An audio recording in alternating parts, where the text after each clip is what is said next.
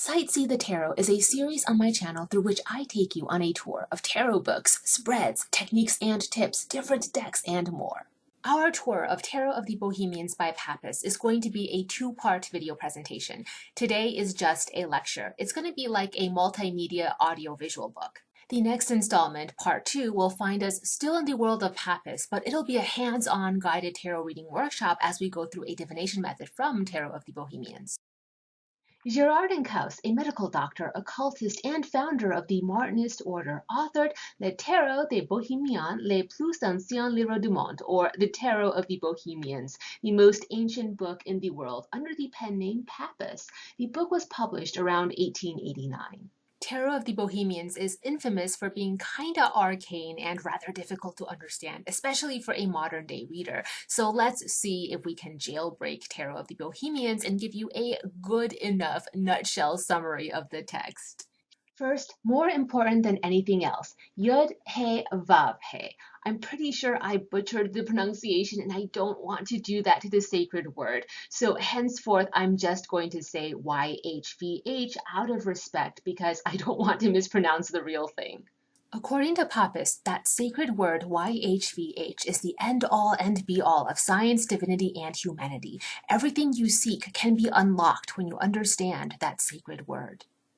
The 4 is in fact just 3 unique letters, Y, H, and V, because the H is repeated twice. So this 4 is also equal to the 3, and the 3 is the Holy Trinity. The Holy Trinity represents God, man, and the universe, Deus, Homo, and Rota. It's the trinity of Brahma, Siva, and Vishnu, the 3 forms of God. It's the trinity of Osiris, Isis, and Horus. The Holy Trinity is a metaphor for the 3 prongs of creationism, says Papus. Theogony is the creationism of the gods. Cosmogony is the creationism of the universe. And androgyny is the creationism of humankind. Later, we're going to talk numerology and how Papus says 4 equals 1. For now, just trust. So 4 is 1. The 4 elements or 4 magicians' tools expressed on key 1, the Magus card, is an exemplification of this esoteric concept that 4 is the 1. In the Magus card from my tarot deck, you see the ideas of Papus depicted. The 4 elements that make up the divine 1 are expressed in the alchemical glyphs, while 3 of the glyphs are more prominent than the 4th, to symbolize the tria prima, the trinity of alchemy. And so this alchemist, who is the magus, the great juggler, is also the creator, the receiver, and the transformer. The archetype of key 1, the magician, is occupying all 3 roles, the trinity of alchemy. The 3 facets of the magician card, creator, receiver, and transformer, forming the Holy Trinity within, is also expressed in you as being, non-being, and conscience. This is your life, your word, and your inner light, corresponding with the divine Trinitarian of the Father, the Son, and the Holy Spirit. Y, corresponding with fire, is the origin of all things. This is the whole of creation.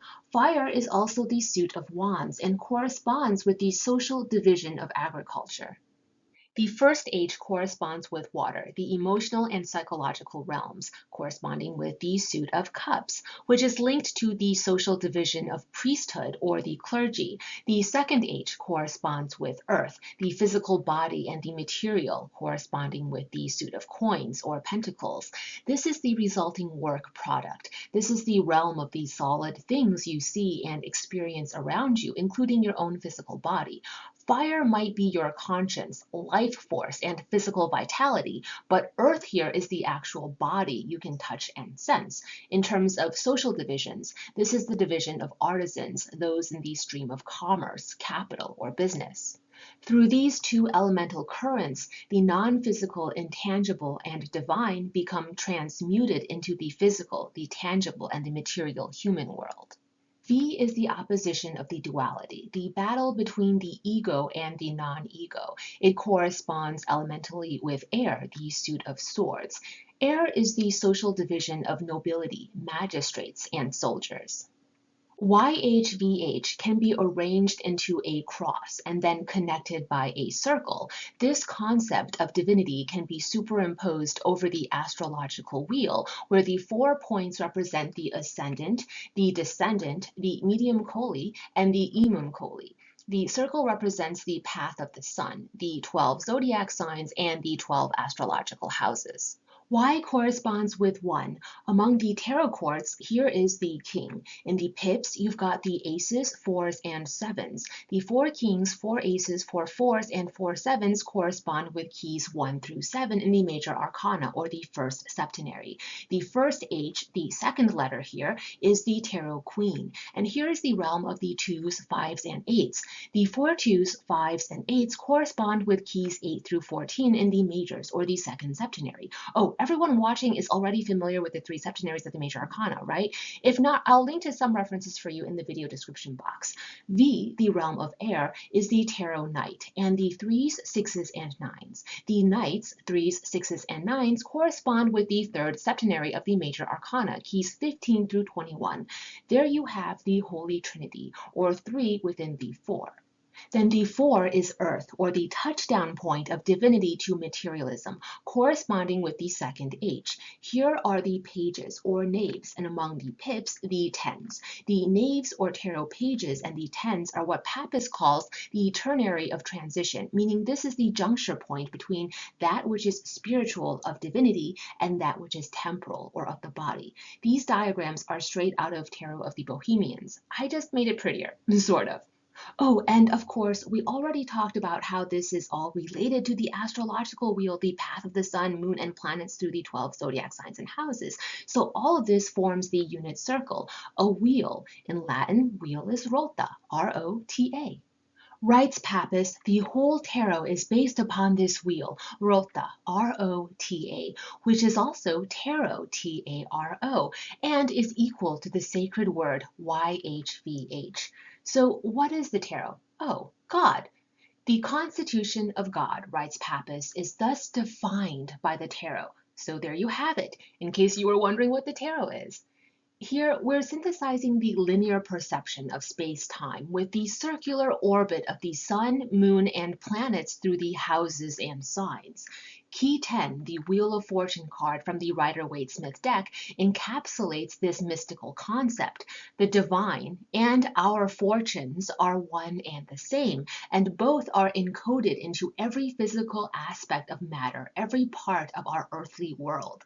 Scientific, religious, and social discoveries can all be prophesied with the tarot, because the tarot is divinity, is all-knowing, is encoded with the imprints of the Holy Trinity, and of the wheel, or rota, that is space-time, which we can better understand through astrology.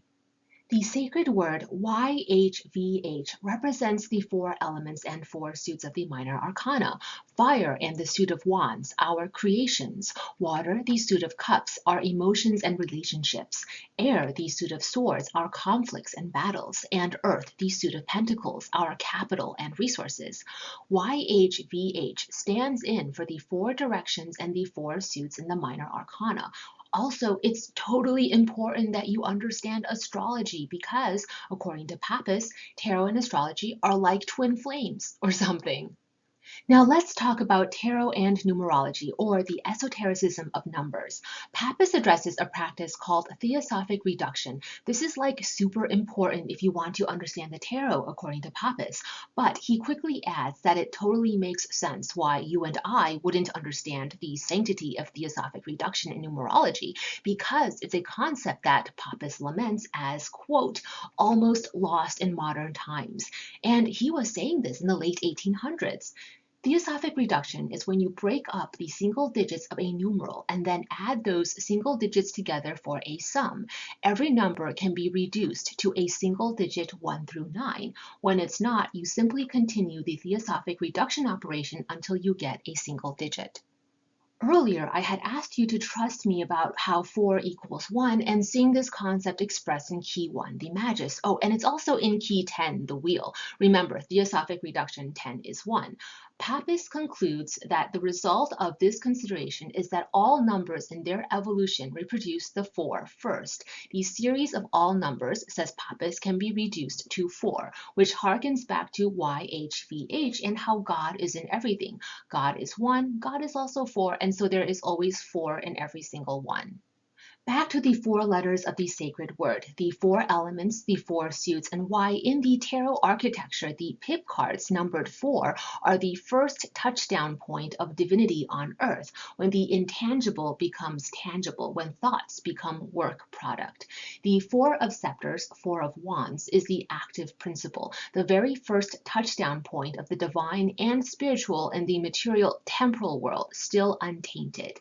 The 4 of chalices, 4 of cups, is the passive principle, the ennui and discontent of Eve, which ultimately led her to temptation. This is the human nature of wanting more.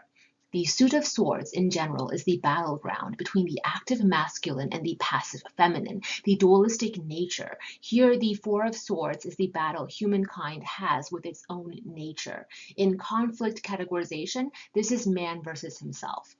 The 4 of coins, 4 of pentacles, is the resulting stability of overcoming one's darker natures and arriving at a place of personal contentment with what you have. The 4 fours in the pips, by the way, are all sourced directly from God as creation or divine creation. So Papus tells us that the number 4 and the numerology of 4 is divine works. Why? Because the number 1 corresponds with divinity and the number 4 equals the number 1. What? This is a special kind of math called theosophic addition. Add the consecutive numbers from 1 that lead up to 4, or 1 plus 2 plus 3 plus 4. You get 10. Remember theosophic reduction? We covered it just a moment ago, right? 10 can be reduced to 1, therefore 4 equals 1. Here's another example, just so you get it. The number 7 also equals 1. 1 plus 2 plus 3 plus 4, and so on, up to 7 equals 28. 2 plus 8 equals 10. Theosophically reduce that and you get 1. Everything in our material world is constructed upon numbers encoded with the 9 basic numerals 1 through 9, and the complete body of numbers is sacred, is divine. All numbers, says Pappas, ultimately equal 1, the unity, thereby proving that all things numbered are sourced back to God. Now, speaking of God, divinity exists in the 4 worlds. Fire is the archetypal world, our vitality and consciousness, and is linked to your astral body. Water is the creative world, your emotional plane, and it's linked to your psychic spirit. That which is psychic is very much divine. Air is the formative world, the intellectual plane, and this is the astral spirit, to be distinguished from the astral body. Earth is the active world, the material plane, and all that is our work product. Is this pantheism? I don't know. Papus himself was deeply Christian, though, we can say that much. Also, fun fact, the tarot equals astrology. Well, at least according to Papus, and he says it's explained by theosophic addition. He says that the 12 signs and houses in astrology equals the 78 keys of the tarot deck. What kind of wackadoodle math is this? Theosophic math, my dear. With the number 12, you can add all the digits together, 1 plus 2 plus 3 plus 4, and all the way up onto 11 and 12, and get 78. And at least, according to Pappas, that's why astrology and tarot are like peanut butter and jelly. Pappas elucidates to us that each and every single tarot card consists of 1, a symbol, 2, a number, and 3, an idea. To that end, he says the Tarot de Marseille is the most correct in its symbolism. He also says the Oswald Worth Tarot is pretty awesome. Side note, almost 2 decades later, Arthur Edward Waite comes along in his pictorial key of the tarot and claims his deck is the rectified tarot deck, way better at expressing the esoteric traditions and mysteries in the Tarot de Marseille, which he kind of poo-poos, insisting his deck is superior. Pappas also talks about initiation with the tarot. He discusses a 12-hour or 12-phase initiation ritual that can facilitate your spiritual ascension. This 12-phase initiation is expressed by a selected 12 keys from the major arcana. Initiation with the tarot is the spiritualization of matter, a return because we exist as a result of a descent of spirit into matter. Now we want to reverse that operation. We want to go from matter to spirit. Hence key 13 death, which 1 plus 3 equals 4, again with that 4. The metaphysical science of the major arcana is a return. In many of these 19th and 20th century texts, from Mathers to Papus, Paul Christian, and others, you'll see the structure of the majors set out as key 20, the last judgment, followed by key 0, the fool, signifying the initiate passing through to key 21, the world card, attaining the crown of the magi. Recall the McGregor-Mathers text, the Tarot 1888, and sequence of the keys as noted, ordering from key 20, the Last Judgment, to key 0, the Fool card, and then back in order to key 21, or the Universe. Here in Papus again, you see the sequential order of key 20, Judgment being the 20th card, key 0, the Fool, being the 21st card, and then key 21, the Universe, being the 22nd card of the major arcana. Even in Waite's pictorial key of the tarot, the order of the majors goes from key 20 to the Fool card, and then to key 21, the World. All right, now let's talk about tarot and the 12 hours or 12 phases of initiation. First hour, or phase of initiation through the tarot according to Pappas. This is the hour of preparation. Second hour, strength. The neophyte learns to distinguish universal force and its double current, positive and negative, in his own organization. Third hour, the neophyte, having attained this step in practice, must be ready morally to make a complete sacrifice of his personality. In the language of the alchemists, he must have destroyed his fixed nature by fire so as to volatilize it. Fourth hour, to experience horror and fear of visions. This is devotion to magic. Morally, the neophyte should die to ordinary life to enter the spiritual life. The celestial man will be born from the corpse of the terrestrial man. Fifth hour, the neophyte learns the flow of the astral currents in the planetary aura. Sixth hour, battling the typhon in rapture. This is the hour of spiritual warfare. Seventh hour of initiation, baptism by fire, will render the neophyte into one of the magi. The eighth hour, the star of the magi, understanding of the cosmos. The initiate masters astrology and every branch of science. Ninth hour of initiation, twilight. This is the first sensation of the infinite, of divine light, and yet it is only the reflection of the divine light, not witness of the divine light itself. This is also an object of new terror and danger. The 10th hour of initiation, the gates of heaven are open. You are born again. The spiritual sun is the language of the occultist. This is the highest human destiny that can be accomplished. We are now upon the 11th hour. The hierarchy of a new divine world is established. This is the point of no return, because the initiate will not pass through death anymore. Henceforth, the initiate shall live forth eternally. And finally, the 12th hour. This is nirvana. This is a complete return to source. That, in a nutshell, is the Initiative Tarot according to Pappas, an application of the tarot to the theoretical and practical doctrines of initiation. Booyah! The bulk of the text then gets into what each of the 22 majors signifies, and most of it is going to be familiar to you already or has been baked into our collective standardized sense of what these keys indicate. So I'll skip that part. Instead, I'll just run through the fun stuff, and I think you are quickly going to pick up on how I'm defining fun. Okay, you ready? Key 1, this is God, the Father, Adam. Key 2, God, the Son, Eve.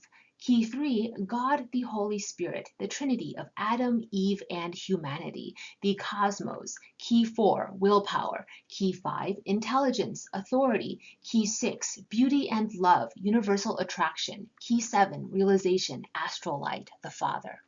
Key 8, the Mother, justice. Yeah, sorry, in my tarot deck, the justice equivalent is key 11, just to work with me here. Key 9, prudence, silence, agape love. Key 10, magic power, the force potential in its manifestation. Key 11, liberty, courage to dare. And here in my tarot deck, it's key 8. Again, just go with it. Key 12, this is the card of charity, hope, and wisdom. Key 13, death, the universal transforming principle. Key 14, involution. If you're like, what the heck is that? Basically, Papus means quantum entanglement. Key 15, fate, destiny, Nahash, says Pappas, also known as the serpent, the symbol of power, chaos, the underworld, but also the symbol of fertility, life, and healing. This is the mark of divination. It means to practice divination and fortune telling. Pappas describes Key 15 as astral light in serpent form in circulation. Key 16 is the fall of Adam. This is the visible world, or the material world becoming visible. Key 17 is immortality. Key 18 is chaos, the material body and the matter manifested by miracle. Key 19 is nutrition. It's the elements, the mineral kingdom, writes Pappas. Key 20 is innate motion, respiration. This is the vegetable kingdom. Oh, but before we move on to Key 21, we actually go into Key 0. This is the animal kingdom and innervation. What the heck is innervation? Well, according to the dictionary, because I had to look it up, it's to communicate nervous energy or to stimulate through nerves. Innervate means to supply with nerves, or in other words, sentience, to give sentience. Oh, and my tarot deck, the Spirit Keeper's Tarot, comes with 3 versions of Key 0 for you. Finally, Key 21. This is the Trinitarian union of God, the universe, and humanity. Among the pip cards, aces, twos, and threes indicate different variations of enterprise, commencement, or the creativity needed for a significant undertaking. Fours, fives, and sixes indicate negation, reflection, opposition, antagonism, or obstacles and challenges. The Six of Scepters, or Six of Wands, is the negation of the Five of Wands, so it's victory. The Six of Chalices, the Six of Cups, presents an opposition of memory to the Five of Cups. The Six of Swords presents a reflection of the Five of Swords. The Six of Orbs, Pentacles, or Coins, presents a negation of the Five of Coins, and so it's poverty transformed to alms, receiving or giving charity, and generosity of resources. The sevens, eights, and nines indicate the result of a duel between oppositional forces, what happens after the polarity has battled. It's about restoring equilibrium, or what to do in the aftermath to restore equilibrium. Then the tens are absolute neuter, or neutrality, asexuality, something that transcends and is now beyond the polarity. When you're interpreting a tarot card, bear in mind that each card contains a binary, a dualistic nature. A card in a reading will indicate one of 2 natures at the moment of the reading. It can reflect back for you to relay to the querent something that is synthetic. This might be likened to something already being in a fixed state. It's a work product of human agency and a process that came before that has converged here to make this as expressed in the card. The tarot card is indicating something already in solid form. The second alternative nature of every tarot card is synthesis. This is the card in a changing state. It's not fixed. It's in motion. It's integration and process. The pieces of the puzzle are still shifting around, and so the energies expressed by the card in the reading can be moved around by the querent. The future is not yet set in stone. So when you're assessing a specific card, instructs Pappas, first determine whether that card in the context of the reading is expressing a synthetic state or a synthesis. That, in a nutshell, is the general summary of the symbolic tarot expressed by its theogony, androgyny, and cosmogony, according to Pappas. Yeah, I did run through that pretty fast, but I figured that pace is good enough for those who kind of care but don't really care, and if you really, really care, you'll go back, watch it over and over, and pause as needed. So you do you. Some final notes. Pappas asserts that the tarot isn't just French and Italian. It's also ancient Egyptian. By the way, what you see on screen is the tarot of Paul Christian from 1870, which weren't represented as tarot cards per se, but as arcana and allegedly images found in ancient underground Egyptian temples. Later, however, these images appear in a 1909-1910 second edition reprint of Papus's Tarot of the Bohemians. Oh, and ancient Indian and ancient Chinese. Though he doesn't cite his sources, he assures us that the research is sound. Alrighty then, who am I to disagree? The ancient secret societies, from the Egyptians and Greeks to the Hindus and the Chinese, have encoded their mystery traditions and wisdoms into the tarot keys. True story, says Pappas, but we've since lost both the key and the ritual for unlocking their secrets. We are now each left to ourselves to unpack the many layers of the tarot deck if we stand any chance to rediscover those ancient secrets. Pappas concludes that as deep and profound as he may have admittedly gotten in his text, he's also tried to present the tarot for practical fortune-telling purposes, so that, and I am quoting here, so that a woman of even little intelligence can easily and with little exercise of memory amuse herself with this art. Aw, thanks, Uncle Pappas. For the next video in this series, get your tarot deck ready because I'll be walking you through a divination method from Tarot of the Bohemians. It's a good one.